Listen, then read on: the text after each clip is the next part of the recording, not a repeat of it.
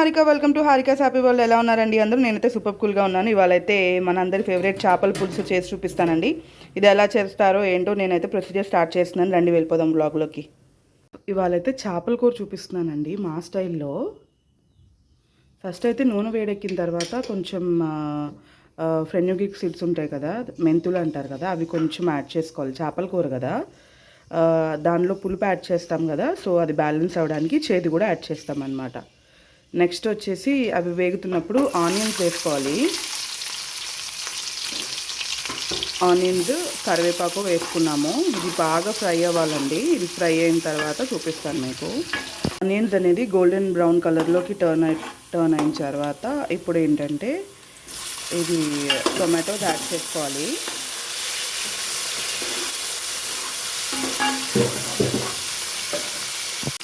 ఇప్పుడు ఏంటంటే టొమాటోస్ వేగేటప్పుడు కొంచెం సాల్ట్ అండ్ పసుపు కూడా యాడ్ చేసుకోవాలండి. తొందరగా మగ్గుతాయి. టొమాటోస్ వేయగానే సాల్ట్ ఇంకా పసుపు కూడా యాడ్ చేసుకోవాలి. మేము ఆల్మోస్ట్ ఒక 1.5 kg ఫిష్ చేస్తున్నాం కాబట్టి, అంటే మొన్న ఒక 3 kg ఫిష్ అని చెప్పాను కదండి, దానిలో హాఫే చేస్తున్నాను. బాగా వేగాలన్నమాట. అండి టొమాటోస్ అయితే వేగిపోయాయి. ఇప్పుడైతే అల్లం వెల్లుల్లి పేస్ట్ వేసుకున్నాము. దీనికి ఆయిల్ కొంచెం ఎక్కువే పడుతుందండి. నాన్ వెజ్ కదా, బేసిక్గా ఫిష్, చికెన్, మటన్ అలాంటి వాటికి ఏంటంటే కొంచెం ఆయిల్ ఎక్కువే పడుతుంది. ఆయిల్ గురించి అసలు టెన్షన్ పడకండి మీరు. అండ్ ఈ అల్లం పేస్ట్ కూడా కొంచెం సిమ్లో ఉంచి వేపుకుంటే ఏంటంటే బాగా వేగుతుంది, లేదంటే పచ్చి పచ్చిగా అలానే ఉంటుంది. అండ్ చేపలు ఇంకోటి ఏంటంటే కొంచెం వెడల్పు దీన్ని ఏమంటారంటే చేపలు సట్టే అంటారు మా ఊరు సైడ్. ఇక్కడ ఏమంటారో తెలీదు, డాకా అదే ఏదో అంటారు అనుకుంటా. దానిలో పెడితే ఏంటంటే ఫిష్కి అతుక్కోకుండా నీట్గా ఉడుకుతుంది అనమాట. పేస్ట్ కూడా వేగిపోయిందండి. ఇప్పుడు కారం వేసుకున్నాము. మేమైతే ఇది పట్టించిన కారం అనమాట. మిరపకాయలు అవి తెచ్చుకొని నీట్గా తొడాలు అవి ఒలిచేసి ఎండబెట్టుకొని పట్టించుకుంటాం అన్నమాట. కారం ఫ్రెష్ కారము. ఇది బాగుంటుందండి. కొంచెం వేసినా కూడా మంచి కలర్ఫుల్గా వస్తుంది అనమాట కర్రీ అనేది. నాన్ వెజే కాదు, వెజ్ కర్రీస్ కూడా.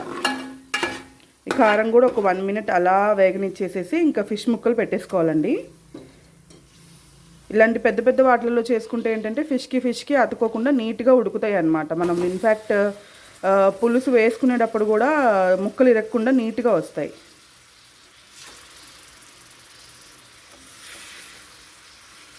చూసారా? ఇంతే. ఇంకా నెమ్మటే ఇంకా చింతపండు పులుసు అనేది వేసేసుకోవాలన్నమాట.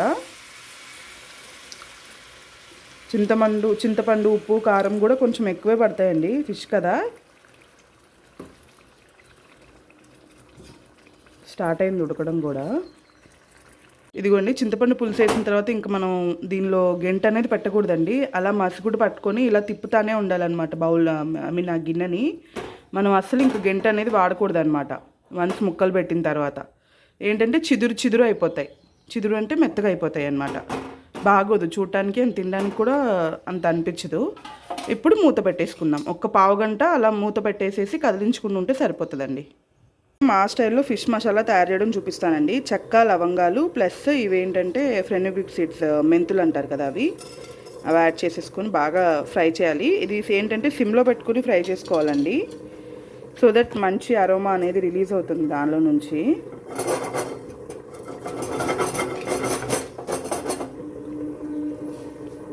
కొంచెం వేగినప్పుడు ఏంటంటే గసగసాలు ఉంటాయి కదండి, కస్కస్ సీడ్స్ అని, అవి యాడ్ చేసుకోవాలి కొంచెం.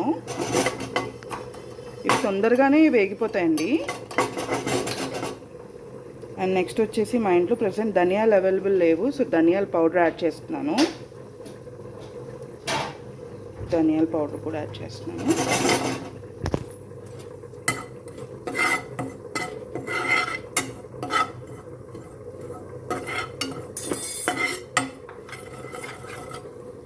అన్నీ కూడా సిమ్లోనే పెట్టుకొని వేయించుకోవాలండి, సో దట్ బాగా వేగుతాయి, లేదంటే మాడిపోతూ ఉంటాయి.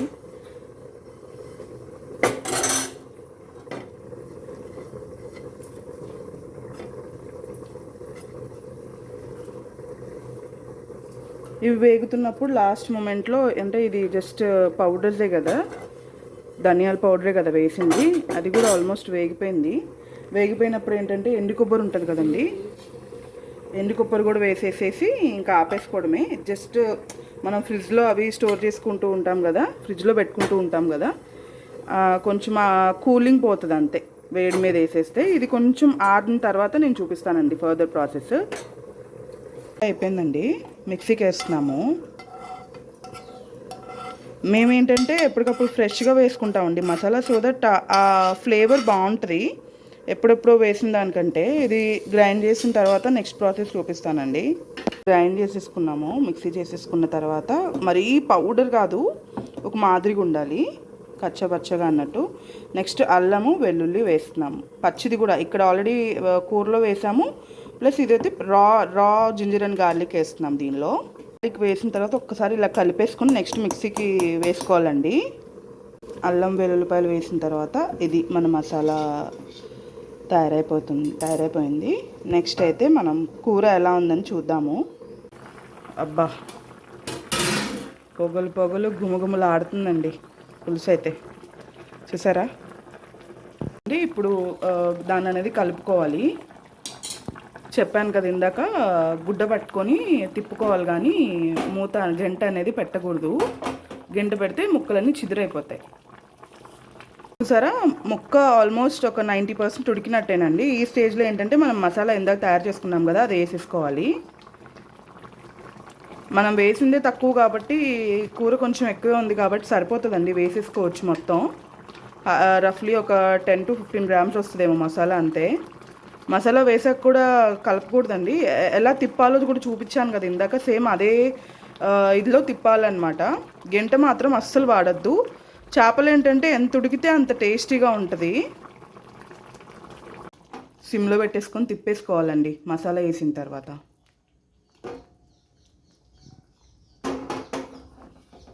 యాక్చువల్గా మర్చిపోయానండి, ఉంది. ఈ స్టేజ్లో వేసేసుకోవాలన్నమాట, ఉడికేస్తుంది. నాకు చాలా ఇష్టం చేపలో. ఇప్పుడు ఏంటంటే వేసేసుకున్న తర్వాత సిమ్లో పెట్టేసుకొని, మసాలా కూడా వేసేసుకున్నాం కదా, సిమ్లో పెట్టేస్తే ఒక half an hour to 40 minutes అలా పెట్టేస్తే సరిపోతుంది అండి. మన పులుసు అయితే దగ్గర పడిపోయింది. ఇప్పుడు ఏంటంటే మేము స్ప్రింగ్ ఆనియన్స్ వేసుకుంటాము, ఉల్లి పరకలు అంటారు కదా, అది వేసేసేసి ఒక 2 minutes మూత పెట్టేస్తాము. ఇంకా దించే ముందు కొత్తిమీర వేసుకుంటే సరిపోతుంది, సెట్. లేదంటే ఇప్పుడన్నా వేసేసుకోవచ్చు, కొత్తిమీర వేసి ఆపేసుకోవచ్చు అండి, ఒక 2 minutes మూత పెట్టేసి. చూసారా అండి, ఇంతే. ఇంకా కర్రీ అయితే ఇంకా ఆపేసుకుందాము, అయిపోయిందండి. నా బ్రేక్ఫాస్ట్కి మొలకల దోశ అండ్ నేను ఇందాక చేసిన ఫిష్ కర్రీతో తినేస్తున్నాను. ఈ బ్లాగ్ అయితే ఇంతటితో ఎండ్ చేస్తున్నానండి. Thank you so much for watching my video.